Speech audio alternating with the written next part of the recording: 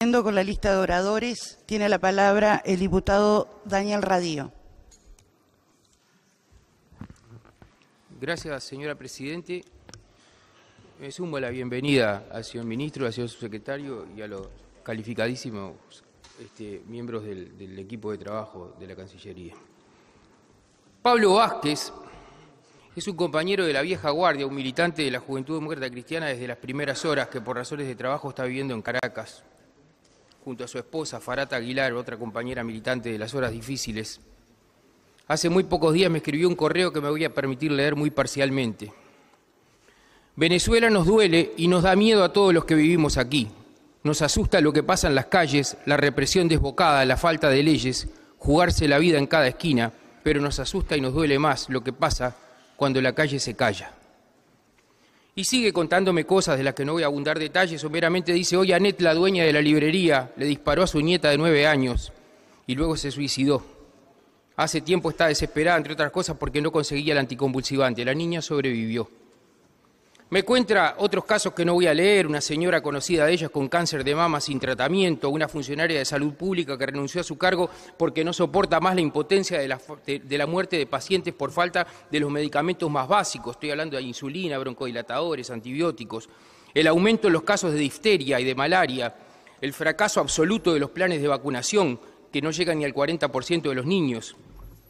Y termina su mensaje diciéndome: lo que más me ha impactado fue escuchar a una doctora por la radio después de contar que no hay broncodilatadores desde hace más de un año y que tenía que advertirle a los asmáticos que no vayan a las protestas porque no hay tratamiento, y que si la represión es en su calle traten de cerrar todo, no salgan y recen para sobrellevar el broncoespasmo que provoca esa arma química que día tras día inunda toda la ciudad. No te puedo describir cómo me sentí al escuchar a un médico llorar diciendo que solo puede recetar oración. Venezuela está sumida en una crisis sin precedentes. En los primeros años del régimen, su máximo dignatario recorrió el continente con su billetera repleta de petrodólares para tratar de comprar algunas voluntades, al menos las más baratas, y vaya si lo consiguió.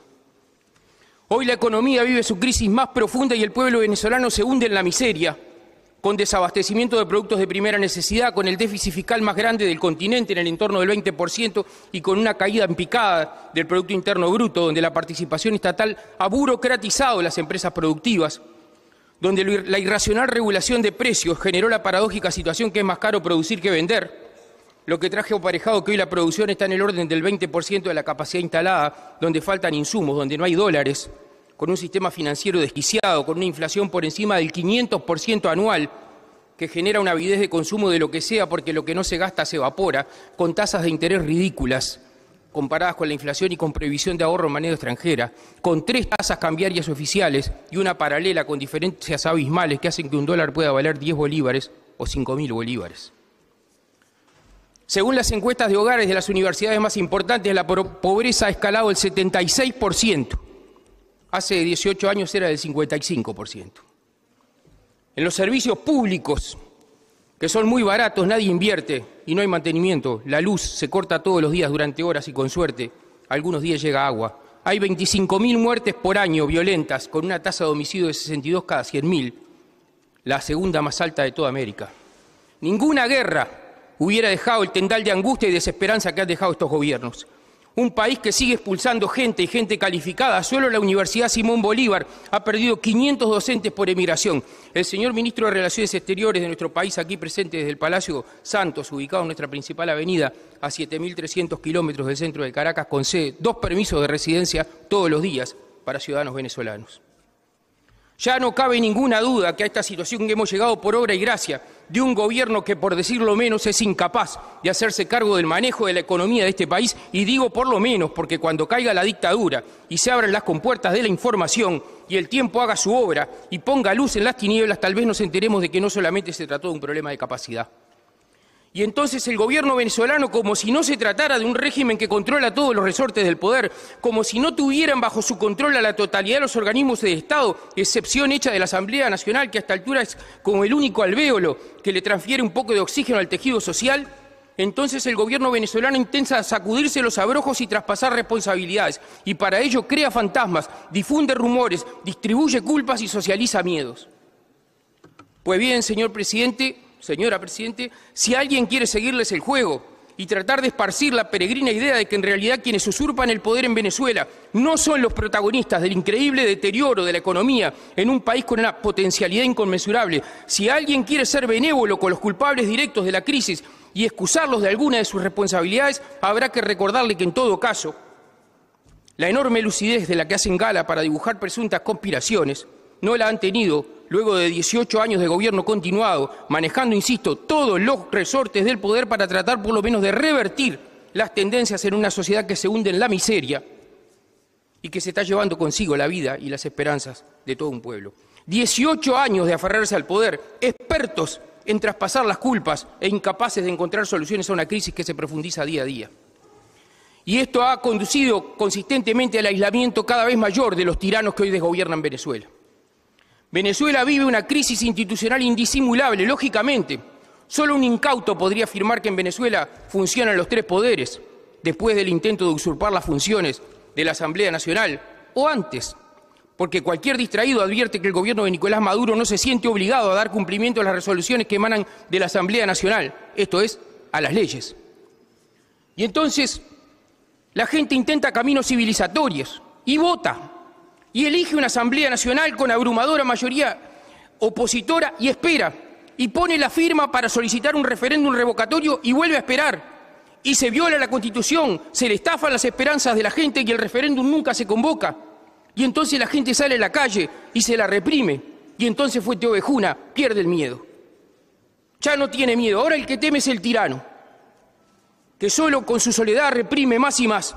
Los pibes se encaran y los uniformes se manchan de sangre. Hoy una vida, mañana también. ¿Cómo se puede ser tan insensible para intentar disimular la barbarie de un dictador acorralado? ¿Cuáles son los intereses que nos impiden llamar a las cosas por su nombre? ¿Son solamente intereses políticos? Y si es así, ¿por qué? Esta pregunta, que seguramente no va a llegar a todos con la misma intensidad, yo quisiera que llegara por lo menos a aquellos que intuyo que están pensando cosas parecidas, pero que no se expresan.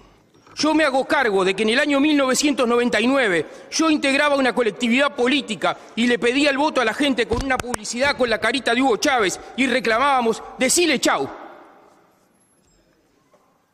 ¿Qué es lo que pasó en el medio para que cambiáramos de parecer?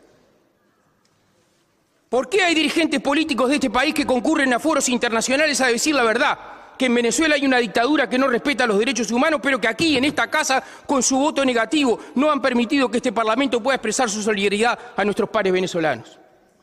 ¿Por qué a nuestro país le cuenta tanto decir la verdad acerca de Venezuela? A llamar a las cosas por su nombre. ¿Por qué nos ponemos tan sutiles a la hora de definir la dictadura venezolana? Porque Uruguay no tendrá espíritu sancionatorio. Pero yo quiero recordar que todavía no se secó la tinta de la firma por la que suspendimos a Paraguay del Mercosur, para meter a Venezuela por la ventana, cuando el doctor Luis Almagro era el ministro de Relaciones Exteriores del gobierno del Frente Amplio, un poco antes de que lo promovieran a la Secretaría General de la Organización de Estados Americanos. En lo que fue la más grave herida institucional, así la definió con una claridad meridiana el actual ministro de Economía, contador Danilo Stori, que por aquel entonces era el vicepresidente de la República, la más grave herida institucional que fue inferida al Mercosur por la barra de los presidentes amigos que supimos integrar y que reeditaron la triple alianza con el Paraguay. Lo de Paraguay fue un atropello. ¿Por qué, en cambio, la suspensión de Venezuela se produce con la abstención de nuestro país? ¿Es que con Paraguay estamos muy seguros y con Venezuela tenemos dudas?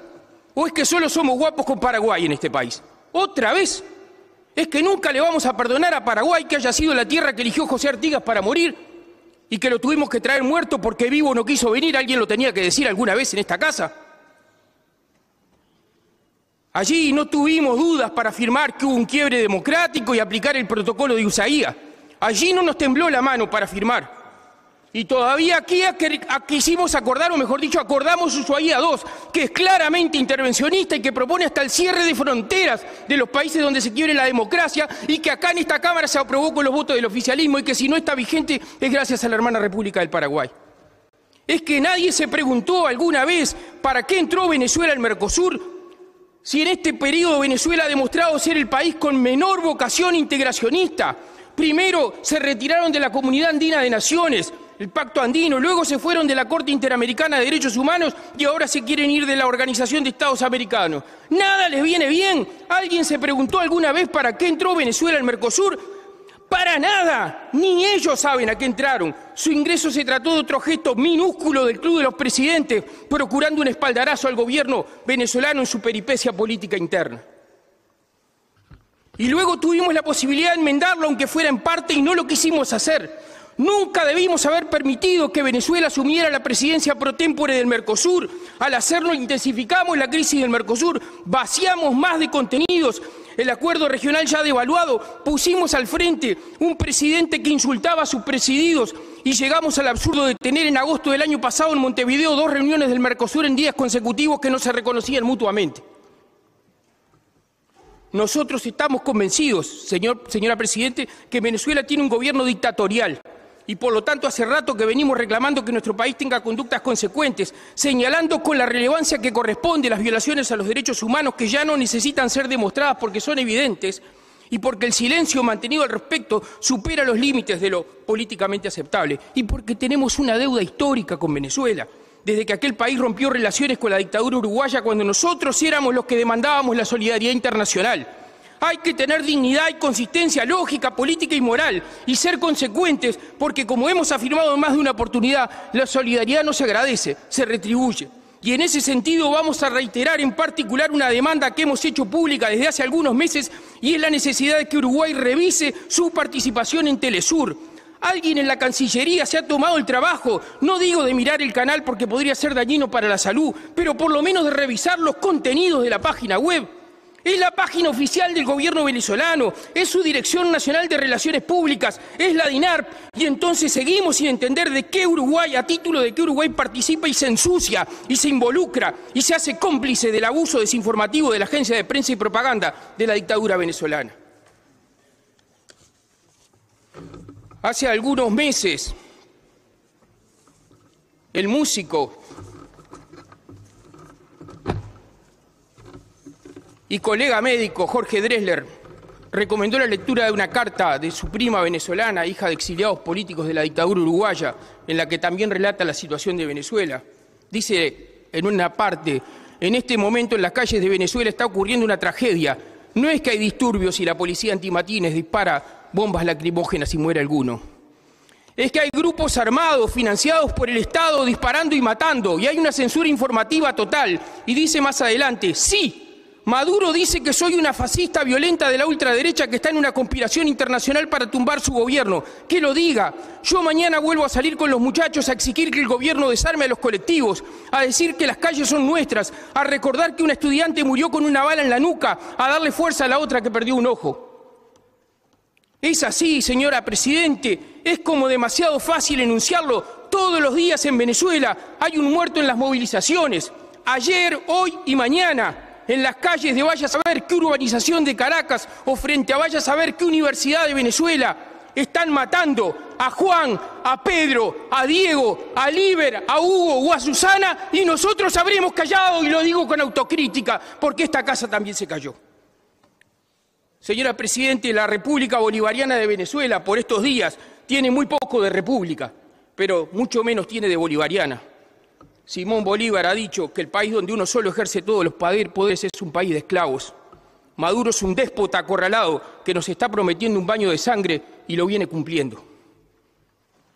¿Y desde cuándo, señora Presidente, un grupo de militares aterrorizados, aferrados al poder como único objetivo, con uñas y dientes, sosteniendo un régimen en donde para reprimir con mayor dureza al pueblo y continuar sembrando el terror pululan los colectivos parapoliciales, donde cada vez que un dirigente político adquiere algún nivel de visibilidad pública se le proscribe, en las protestas pasan a ser juzgados por tribunales militares, donde en las cárceles se llenan de estudiantes y de periodistas, donde con total desparpajo se inventan causas insólitas que los propios fiscales han llegado a denunciar como falsas para intentar justificar la existencia de presos políticos. ¿Desde cuándo, señor Presidente, un grupo de militares miedosos en su soledad violando los derechos humanos son revolucionarios? No bastardiemos más el concepto de revolución. Ya no le entreguemos el rótulo de revolucionarios a un grupúsculo encaramado en el poder que solo procura mantener sus privilegios. Cualquiera que se aproxime con un mínimo de rigor a observar la realidad venezolana sabrá inmediatamente de qué lado están las fuerzas reaccionarias. Nosotros estamos convencidos de que Venezuela tiene un gobierno dictatorial que irrespeta los derechos humanos más elementales, en función de lo cual, señora Presidente, continuaremos reclamando que nuestro país tenga conductas consecuentes, más auténticamente solidarias con el pueblo venezolano y menos medrosas que no decir nada o casi nada, que no es lo mismo, pero es igual. Y por eso tenemos la intención manifiesta de que esta Cámara respalde expresamente aquellos gestos y aquellas declaraciones del gobierno uruguayo en donde, en conjunto con otras naciones de la región, donde se llama a las cosas expresamente por su nombre, constatando la ruptura institucional, exhortando a respetar el cronograma electoral y expresando su solidaridad con las víctimas de la persecución política y de las violaciones de los derechos humanos, como ya ha correctamente puesto su firma el gobierno uruguayo. Gracias, señora Presidenta.